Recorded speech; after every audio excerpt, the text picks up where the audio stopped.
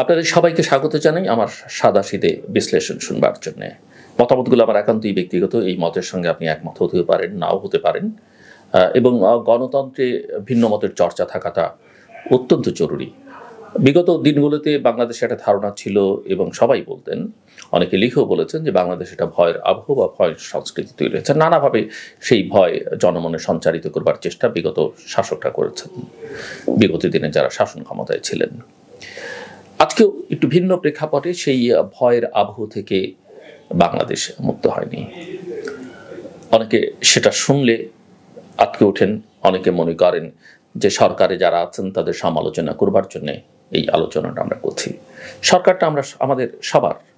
এই সরকারকে আমরা বাংলাদেশের জনগণ যারা জুলাই আগস্টের আন্দোলনে বা তারও পেছনে 15-16 বছরের আন্দোলনে ছিলেন, সংগ্রামে ছিলেন, প্রতিবাদ করেছেন, লড়াই করেছেন, নিপীড়ন নির্যাতনের শিকার হয়েছেন, জেলে গিয়েছেন, কিংবা যারা জীবন দিয়েছেন, তাদের সকলের আকাঙ্ক্ষা একটাই ছিল, বাংলাদেশ একটা গণতান্ত্রিক বাংলাদেশে উঠুক।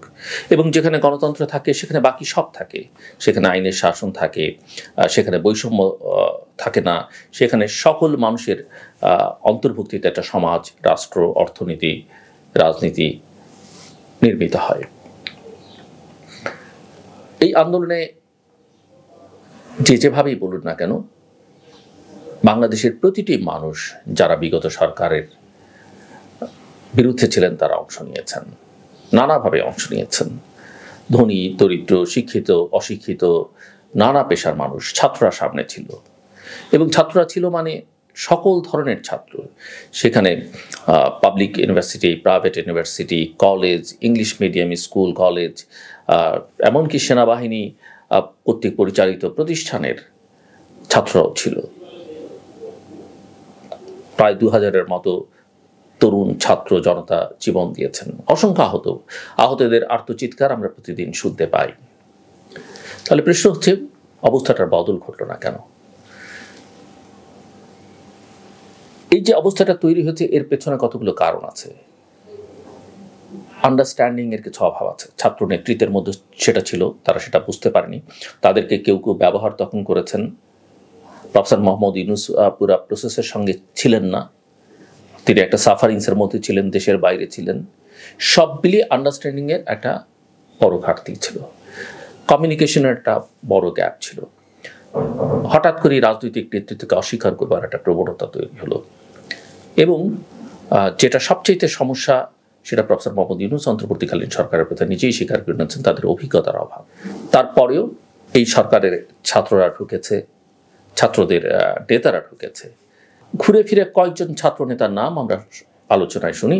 যদিও বৈষম্য বিরোধী ছাত্র আন্দোলন, তারা একটা সময় পর্যন্ত বলেছে এটা কোনো রাজনৈতিক আন্দোলন নয়, এর সঙ্গে রাজনৈতিক দলের কোনো সংস্রব নেই, কিন্তু শেষ পর্যন্ত এটা একটা রাজনৈতিক আন্দোলনই পরিণত হয়েছে এবং রাজনৈতিক দলগুলোর সেখানে অংশগ্রহণ নিশ্চিত হয়েছে। যখন রাজনৈতিক দলগুলো নেমেছে বা নামতে চেয়েছে, ছাত্র নেতৃত্ব বলতে আমি এখন যারা ফ্রন্টলাইনে আছেন বৈষম্য বিরোধী ছাত্র আন্দোলনের, বা সরকারে যারা আছেন, বা সরকারের সঙ্গে সংশ্লিষ্ট যারা পারসেপশন ওয়াইজ জাতীয় নাগরিক কমিটির নেতৃত্বে যারা আছেন, তারা ছাড়া সকল ছাত্র সংগঠন, ছাত্রদল, ছাত্র শিবির, ছাত্র ইউনিয়ন, ছাত্র ফেডারেশন, ছাত্র ফ্রন্ট, ছাত্রলীগের নানা শাখা প্রশাখা সবাই ছিল। এমনকি ছাত্রলীগ বা আওয়ামী লীগও করতেন। অনেক নেতার পরিবারের সদস্যরা কিন্তু এই আন্দোলনে যোগ দিয়েছিলেন, কারণ মানুষ হিসেবে বিবেক নাড়া দিয়েছে, সবাই সেটা সহ্য করতে পারেননি। এমনকি এই বিগত সরকারের মন্ত্রী ছিলেন, তাদের পরিবারের সদস্যদেরকে আমরা রাস্তায় দেখেছি।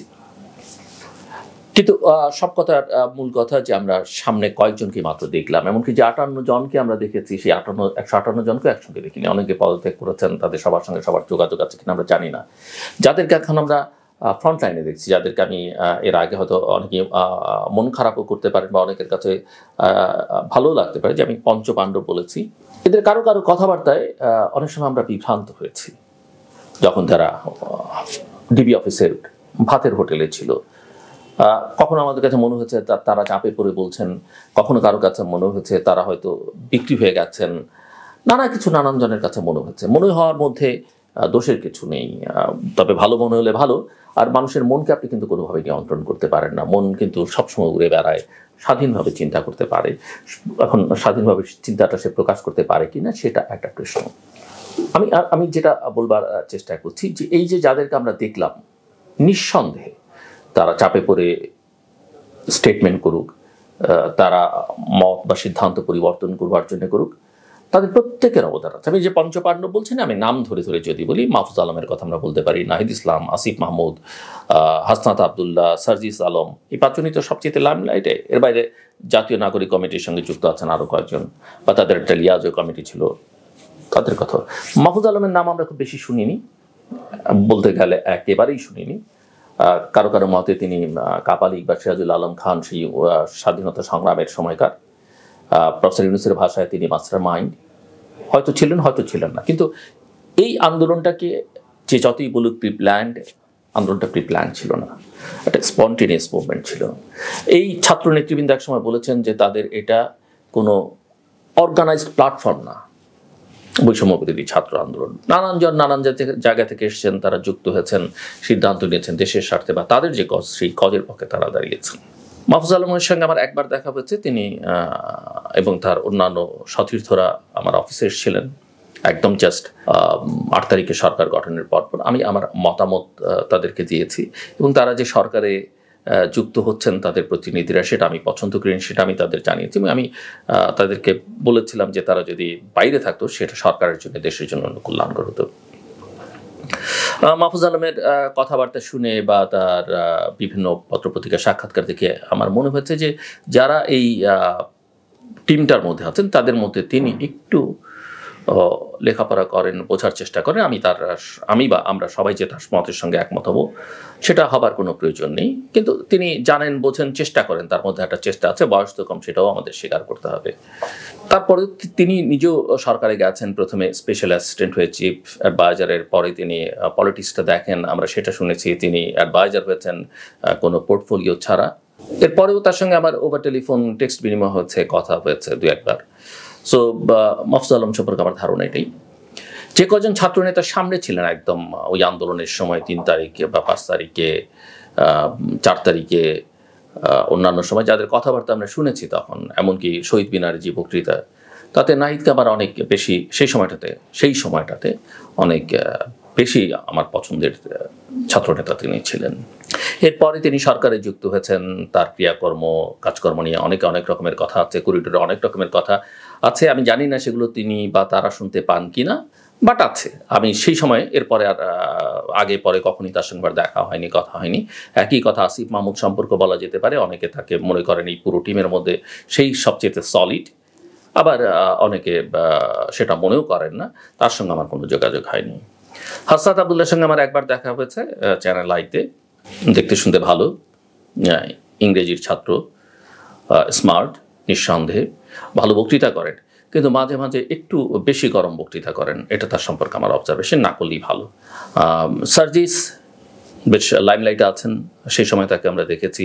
তার বিরুদ্ধে নানা কথাবার্তা আছে, তিনি একসময় ছাত্রলীগ করতেন, এখন এটা করছেন। কেউ ছাত্রলীগ করলে যে পরে তার অবস্থান বদলাতে পারবেন না সেটা নয়, কেউ শিবির করলেও যে তার অবস্থান বদলাতে পারবেন না সেটা নয়।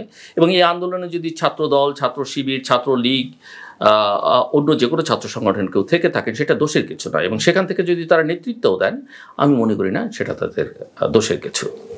সমস্যা একটা জায়গায়, সমস্যাটা হচ্ছে এই ছাত্র নেতারা রাজনৈতিক দল করতে চাইছেন। তারা করতে পারেন, কোনো আপত্তি নেই, এটা তাদের অধিকার। এবং তারা যদি সবাই মিলে আসলে করতেন, সময় নিয়ে করতেন, অনেকেই তাদের সমর্থন করতেন। কিন্তু ক্ষমতায় থেকে দল করবার চেষ্টাটা সরকারের নিরপেক্ষতা ক্ষুণ্ণ করেছে। তাদের একটা অন্যরকম আকাঙ্ক্ষা আছে, সেটা জনমনে প্রতিষ্ঠিত হয়েছে।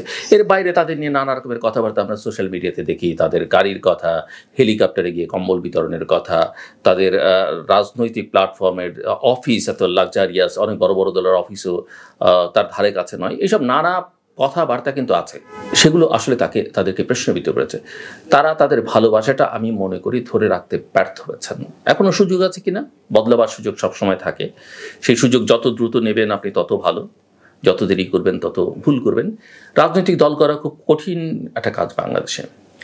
ডক্টর কামাল হোসেন পারেন, এবং আপনাদের অনেকেরই স্মরণ থাকবার কথা, ডক্টর কামাল হোসেন যেদিন প্রথম গণফোরাম রাজনৈতিক দল লঞ্চ করেন, সেই অনুষ্ঠানের প্রধান বক্তা ছিলেন প্রফেসর মোহাম্মদ ইউনূস। চমৎকার বক্তৃতা করেছিলেন তিনি সেই সময়। প্রফেসর বদরুদ্দোজা চৌধুরীর মতো ক্লিন ইমেজের মানুষ রাজনৈতিক দল করে সফল হতে পারেননি। কাদের সিদ্দিকের মতো মুক্তিযুদ্ধের এত কিংবদন্তি সফল হতে পারেননি। আরো বহু মানুষের নাম আমি করতে পারি। আমাদের ছাত্র জীবনের বা বাংলাদেশের স্বাধীনোত্তর ছাত্র আন্দোলনের সবচাইতে জনপ্রিয় ছাত্রটা মাহমুদুর রহমান মান্না। দল করতে গিয়ে বহু চেষ্টা করেছেন, সফল হতে পারেন। এটি খুব কঠিন কাজ, খুব কঠিন কাজ। অনেকে মনে করেন যে ইমরান খান পেরেছেন পাকিস্তানে। ইমরান খানের জীবনের পুরো ইতিহাসটা যদি দেখেন, খুব সহজ নয়। উত্থান পতন, গ্ল্যামার, অনেক কিছু। আর ইমরান খানের ইমেজ তো গ্লোবাল ইমেজ, সেটা মাথায় রাখতে হবে। পাকিস্তানের রাজনীতিতে সেনাবাহিনী একটা বড় ফ্যাক্টর, সেটা মাথায় রাখতে হবে। আমাদের এই ছাত্র নেতৃবৃন্দ সেটা মনে রাখতে ব্যর্থ হয়েছেন। এরপর আমার কাছে যেটা মনে হচ্ছে, কেউ কেউ বাংলাদেশে সো কল্ড ইন্টেলেকচুয়াল বা ইন্টেলেকচুয়ালি অত্যন্ত হাই এন্ডেড মানুষ, তারা তাদের নানা ধরনের স্বার্থে, রাজনৈতিক আদর্শিক নানা স্বার্থে এদেরকে ব্যবহার করেছেন, এই ছাত্র নেতাদের, এই কয়েকজনকে এবং তাদের সঙ্গে আরো কয়েকজনকে, এবং তাতে করে এরা খানিকটা বিভ্রান্ত হয়েছেন। সরকার গঠনের প্রাথমিক প্রক্রিয়ায় আন্দোলনকালীন সময়ে যারা তাদের আশেপাশে ছিলেন তাদের দ্বারা এরা বিভ্রান্ত হয়েছেন, তাদেরকে এরা ব্যবহার করেছেন। এমনকি সেই কয়েকজন বা এক দুইজন প্রফেসর মোহাম্মদ ইউনূসকে বিভ্রান্ত করেছেন। এবং এই যে সরকারের বাইরে থাকা কতিপয় ব্যক্তি যারা প্রকাশ্যে অপ্রকাশ্যে এদেরকে ব্যবহার করছেন, মেবি আমি রং, যদি রং হই তারা সেটা বোঝাবার চেষ্টা করবেন। তারা এবং ওই যে শুরুর দিকে যারা ছিলেন তারা এদেরকে অনেক বিভ্রান্ত করেছেন। এরপরে সরকারের ভেতরে থাকা কয়েকজন অ্যাডভাইজার তাদেরকে তা দিয়েছেন, এবং যারা দিয়েছেন সেটা আসলে তাদের ক্ষমতাকে প্রলম্বিত করবার জন্য, তাদের নিজেদের স্বার্থে। এই ছাত্রদের স্বার্থে সেটা আমি মনে করি না। আমি মনে করি এই ছাত্র নেতারা এবং এদের সঙ্গের এরা যে আদর্শেরই থাকুক না কেন, যে ভূমিকা তারা রেখেছে, এদেরকে আমরা চিরকাল সম্মানের জায়গায় রাখতে পারতাম, ভালোবাসার জায়গায় রাখতে পারতাম, এবং আমরা সম্মান ভালোবাসাটা তাদেরকে দিতেও চাই। কিন্তু যে ন্যারেটিভস তারা মাঝে মধ্যে হাজির করছেন, যে দেহভঙ্গি মনোভঙ্গি তারা প্রকাশ করছেন, সেটা অত্যন্ত আতঙ্কের, এবং এর সঙ্গে আন্তর্জাতিক শক্তির সম্পর্ক থাকতে পারে। এবং কি হচ্ছে দেশে দেখেন, আমি কয়েকটা ছোট ছোট উদাহরণ যদি জানি। আজকে পর্যন্ত সাইবার সিকিউরিটি অ্যাক্টের কোনো সুরাহা হলো না, মানুষের আস্থা ফিরে আসছে না, ব্যবসায়ীদের মধ্যে কোনো আস্থা নেই, জনজীবনে অতিষ্ঠতা আছে, একদিকে দ্রব্যমূল্যের ঊর্ধ্বগতি, আইন শৃঙ্খলা পরিস্থিতির সংকট, নির্বাচন সংস্কার নিয়ে এমন একটা বিতর্কে আমরা জড়িয়ে পড়েছি যেটা শেখ হাসিনার আমলে উন্নয়ন আর গণতন্ত্রের বিতর্কের মধ্যে আমরা ছিলাম। নির্বাচন তো দিতে হবে, অনির্বাচিত সরকার কেউ সাপোর্ট করবে না, এবং যতদিন অনির্বাচিত সরকার যত দীর্ঘায়িত হবে কেউ সেই দেশকে সহযোগিতাও করবে না, এটা মাথায় রাখতে হবে। এই ছাত্র নেতারা দল করতে গিয়ে কিন্তু বড় বড় রাজনৈতিক দলের সহযোগিতাও পেতে পারতেন। এরা রাজনীতি করতে চাইলে অন্য দলগুলোর ভেতরে গিয়ে সেই দলগুলোকে সংশোধিত করবার চেষ্টা করতে পারতেন, অথবা তারা ইনিশিয়ালি রাজনৈতিক দলগুলোর সঙ্গে একটা আন্ডারস্ট্যান্ডিংও আসতে পারতেন, এবং সবাই তাদের ভালোবাসা দিয়ে তাদের যদি স্পেসও করে দিত। কিন্তু এখন যদি সেটা করে না, এখন কেউ তাদেরকে সেই সুযোগটা আর দেবে না। তারপরও আমি মনে করি তাদের সামনে সুযোগ রয়েছে।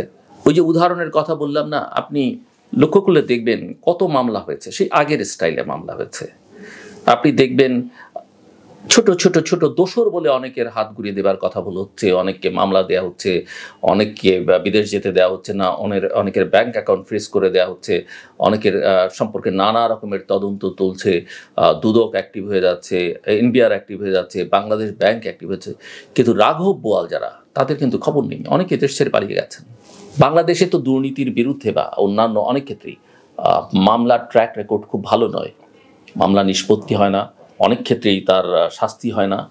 সেক্ষেত্রে এই ছোট ছোট ছোট ছোট কাজ করে আসলে আপনি পুরো সমাজে একটা অস্থিরতা তৈরি করছেন, যেটা 2007-8 হয়েছিল। আপনি যদি প্রথম 6 মাসের কথা বলেন, 2007-8 মানুষ কিন্তু ওই সরকারকে সমর্থন দিয়েছিল। শেখ হাসিনা, খালেদা জিয়ার মতো তেদীপ্যমান নেতৃবৃন্দকে মানুষ অস্বীকার, তাদের দলের লোকজন অস্বীকার করতে শুরু করেছে। কিন্তু পরবর্তীতে আসলে দেখা গেছে যে এমন কিছু মানুষের উপরে, এমন একটা সিস্টেমের উপরে সবাই ভরসা করেছিল যারা আসলে তার যোগ্য নন। আজকেও সেই একই অবস্থা কি হচ্ছে না? এই যে কয়েকদিন আগে একজন ব্যবসায়ী নেতা, একসময় গোলাম কুদ্দুস, আমি নামই বলতে পারি, বিজিএমের একসময় প্রেসিডেন্ট ছিলেন, আইসিইউতে থেকে ভদ্রলোক মারা গেছেন। আমি জানি যে তার জামিনের জন্য কোর্টে মুভ করা হয়েছিল, এবং মামলা যারা করেছেন সেই অথরিটি সেই জামিনে বাধা দিয়েছিলেন, তার পরিবার চাইছিলেন তাকে বিদেশে নিয়ে যেতে।